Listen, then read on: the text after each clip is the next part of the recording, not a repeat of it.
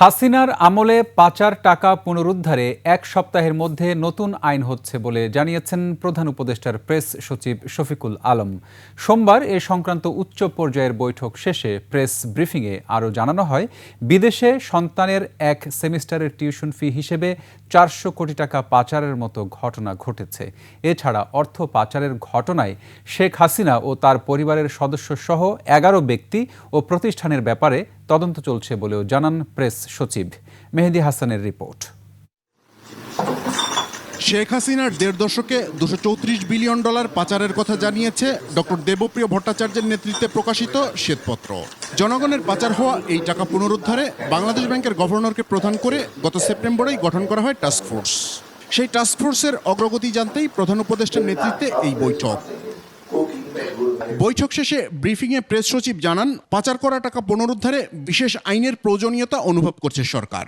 এই টাকাটা কিভাবে আনা যায় এটা ত্বরান্বিত করার জন্য এবং এই যে কাজগুলো যে হচ্ছে সেই কাজগুলোর মধ্যে কোঅর্ডিনেশনটা আরো স্মুথলি করার জন্য একটা আইন খুব শীঘ্রই করা হবে।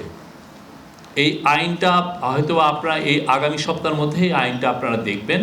দেশ থেকে জনগণের টাকা পাচারের ঘটনায় শেখ হাসিনা তার পরিবার সহ সংশ্লিষ্টদের ব্যাপারে তদন্ত চলছে বলে জানান শফিকুল আলম। শেখ হাসিনা, তার পরিবার, তাদের স্বার্থ সংশ্লিষ্ট ব্যক্তি ও প্রতিষ্ঠান, এখন বিষয়গুলো অনেক কিছু জিনিসের ইনভেস্টিগেশনের স্বার্থেও আমরা নামগুলো অনেক ক্ষেত্রে নিতে পারছি না, বাট এগুলো পুরো এটা আইডেন্টিফাই করা হয়েছে এবং সেই অনুযায়ী ইনভেস্টিগেশন করা হচ্ছে। সন্তানকে বিদেশে পড়ানোর নামেও টাকা পাচারের প্রমাণ মিলেছে বলে জানান প্রেস সচিব।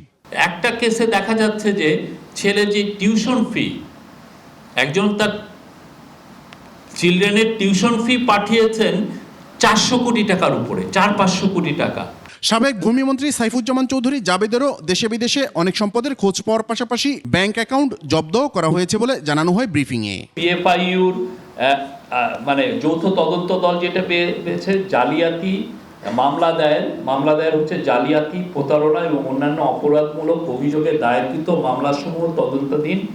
মেহেদী হাসান, 21 টেলিভিশন, ঢাকা।